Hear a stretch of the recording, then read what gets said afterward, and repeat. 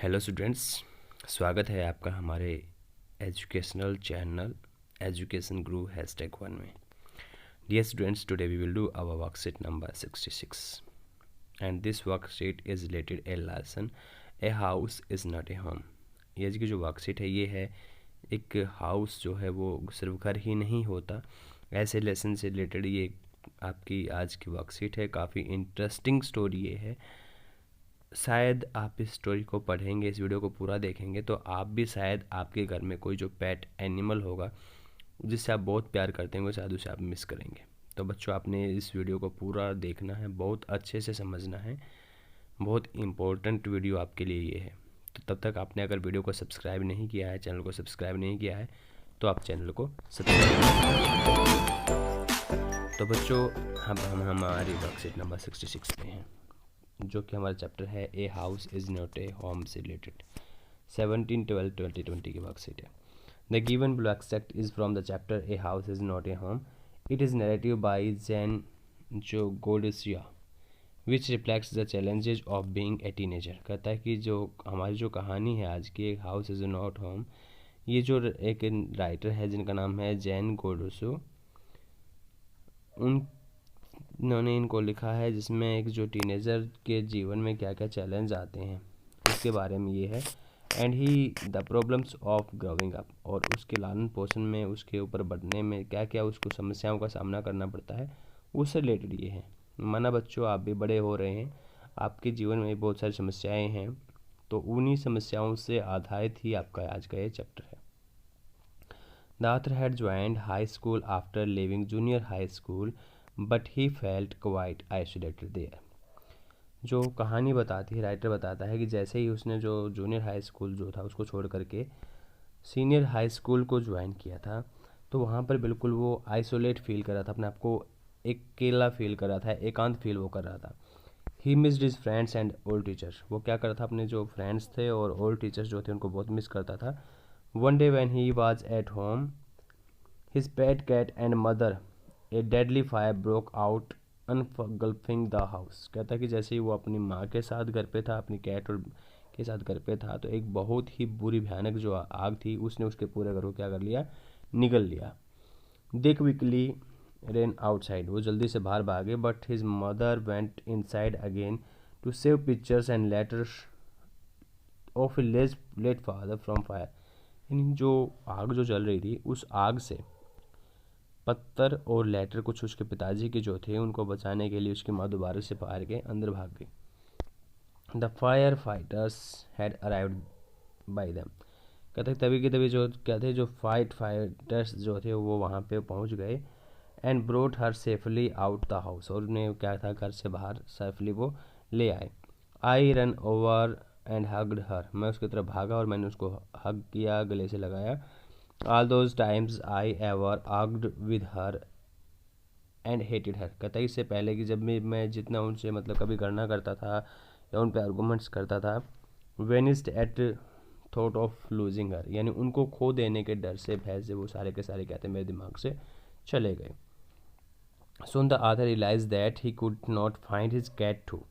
It broke into tears. कहता है तभी उसको क्या पता चला, राइटर को, आथर को, कि उसने अपनी बिल्ली को खो दिया है। इससे क्या था, उसके जो जो टीयर्स थे, जो जो आंसू थे, उनमें वो डूब गया और उसे बहुत ज़्यादा दुख हुआ। They had to spend the nights at their grand parents. उन्हें क्या करना पड़ा, उस रात अपने ग्रैंड पेरेंट्स के यहाँ रहना पड़ा। Next day they had to borrow cloth shoes and money from mother move to place live in. कहते हैं कि उन्होंने क्या करना पड़ा, अगले दिन कपड़े लेने पड़े, शूज़ लेने पड़े, और बहुत सारा जो सामान था जिस स्थान पर रहने के लिए वो चीज़ें उन्हें लेने पड़े। All the security I had known from my old school, my friends, my house, my cat had had all been wrapped away. कहता है कि जो जो सिक्योरिटी, जो सुरक्षा मुझे अपने पुराने स्कूल से थी, अपने दोस्तों से थी, फ्रेंड्स से थी, घर से थी, या मेरी बिल्ली थी, सारी की सारी चीज़ें कहती मुझे हैव बीन रिप्ड अवे, वो मुझसे छीन चुकी थी। ठीक है बच्चों।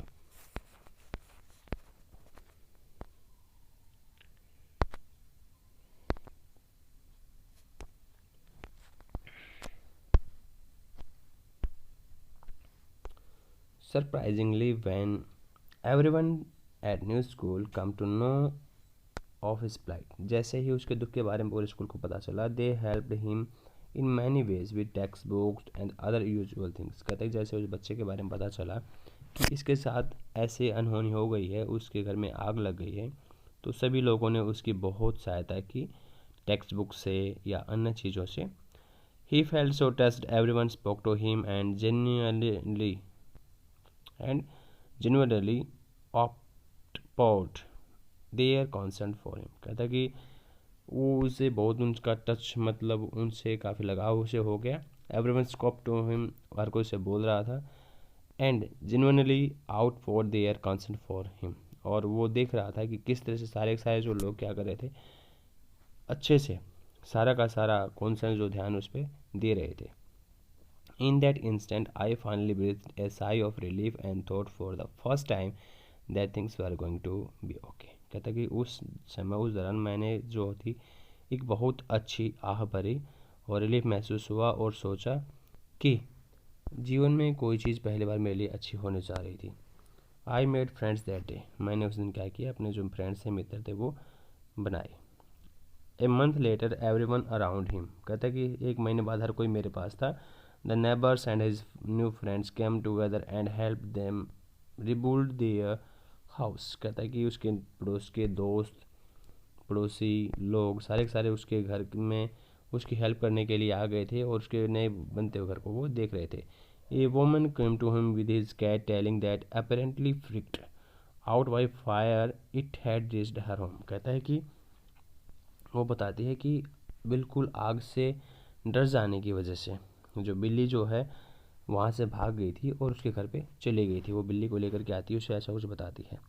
As I sat there with my friends and my cat curled in my lap. कहती जैसे मैं वहाँ बैठा था और जो बिल्ली थी मेरी गोद में क्या कर रही थी, वो कर्ल कर रही थी, मतलब मस्ती कर रही थी। All overwhelming feelings of lose tragedy and seem to dismiss. कहता है कि जो भी मेरे मन में दिमाग में जो बातें चल रही थी, फीलिंग थी मेरे दिमाग में, खो देने की, ट्रेजिडी की, वो सारी सारी क्या हो गई थी, डिसमिस हो गई थी, वो ख़त्म हो गई थी। I felt gratitude for my life, my friends, the kindness of A stranger and loud पुर ऑफ माई बेलूड कैट। कहता है कि मैं काफ़ी आभारी था मेरे जीवन का, मेरे दोस्तों का, उस अजनबी लेडीज़ का, एंड मेरी उस प्यारी बिल्ली का।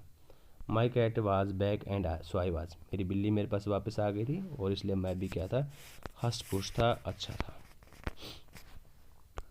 विच of the statement is not true as per the given extract. कहता है कि दिए गए एक्सट्रैक्ट के बिहाफ पे कौन से स्टेटमेंट में सही नहीं है। The author was enjoying his school days, जो आथर जो है अपने स्कूल डेज को इन्जॉय कर रहा था, नहीं बिल्कुल नहीं कर रहा था, ये एंटी आएगा, नॉट ट्रू आएगा।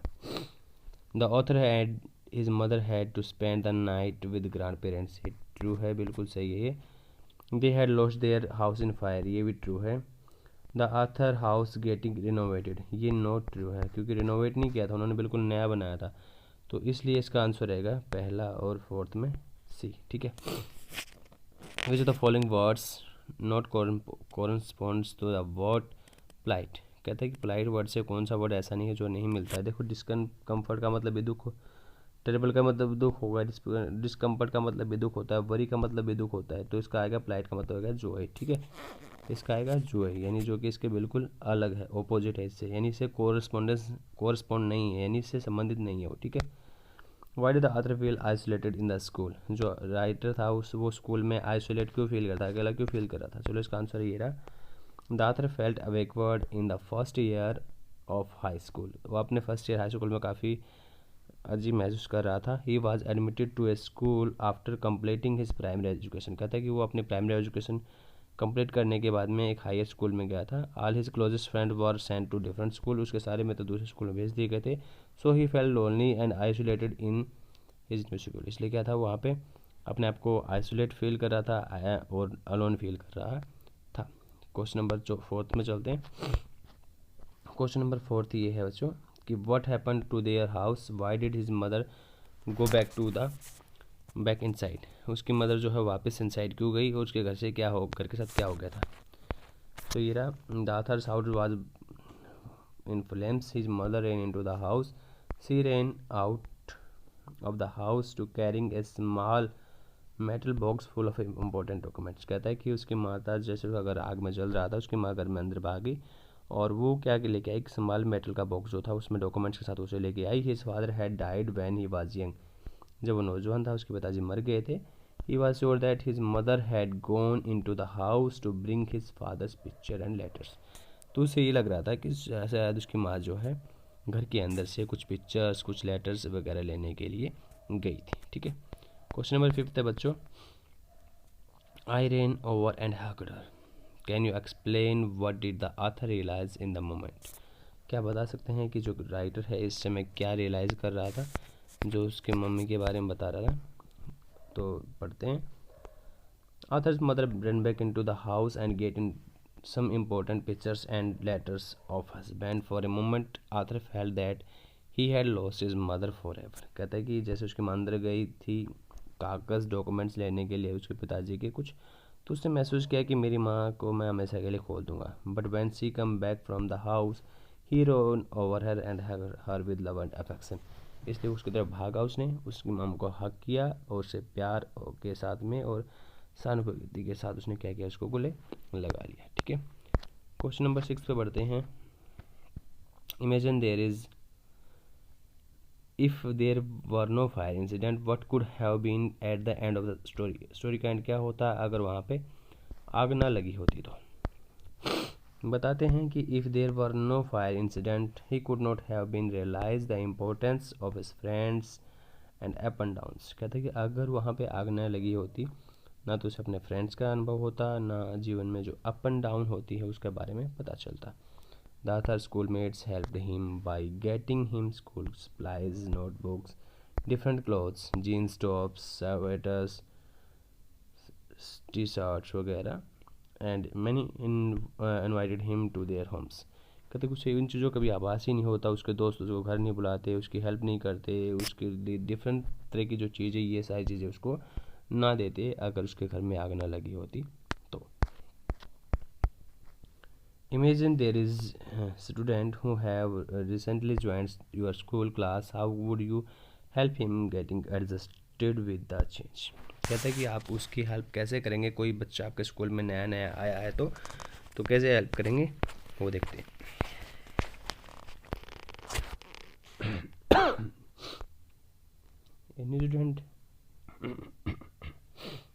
A new student has arrived in my class today. His name is Rahul. He looks very sincere. ठीक है, today he looked a little upset. I tried to talk about. He was a bit uncomfortable। कहता है कि एक नया लड़का आज मेरे स्कूल में आया, उसका नाम राहुल है, वह काफ़ी सिंसियर है, वो काफ़ी अपसेट दिख रहा है।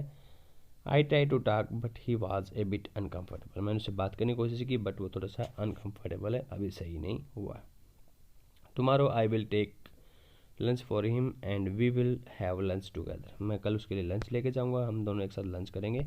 आई know he does not have friends here so he is missing them. कहता है कि मैं मानता हूँ कि उस नए स्कूल में उसका कोई मित्र नहीं है तो वो अपने मित्रों को मिस कर रहा है। जैसे आप भी कभी कभार किसी दूसरे स्कूल में जाते हैं तो आप अपने दोस्तों को मिस करते हैं, वैसे ही। But I will try that soon he mix with us. लेकिन मैं कोशिश करूँगा कि जल्दी क्या कर दे, हम सबके साथ मिक्स हो जाए। I will tell him about all the teachers and the school so that he feel good here as soon as possible.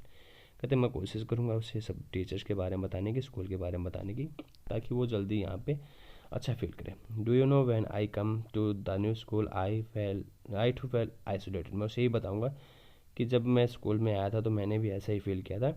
But my teacher talk to me very fondly and explain everything very well. लेकिन मेरे teachers जो थे मुझे बहुत अच्छे से बात करते थे, उन्होंने मुझे काफ़ी स्नेह दिया जिससे मेरी सारी चीज़ें जो है अच्छे से हो गई। Teachers also help me in making friends. और जो टीचर्स थे मेरे उन्होंने मेरी काफ़ी सहायता की थी अपने फ्रेंड्स बनाने की। And with in a few days I felt comfortable. और मैं उसे बताऊँगा कि कुछ ही दिनों में मैं क्या था यहाँ पे कंफर्टेबल हो गया था। I will try my best to make Rahul to feel comfortable him. और इसी तरह मैं भी क्या करूँगा, राहुल को अपनी पूरी कोशिश करूँगा उसे कंफर्टेबल फील कराने की। तो लास्ट क्वेश्चन है, do you agree with the authors when he said my cat was back and why was। share your opinion in 100 to 120 words। ठीक है बच्चों, तो क्वेश्चन नंबर 8 पे चलते हैं।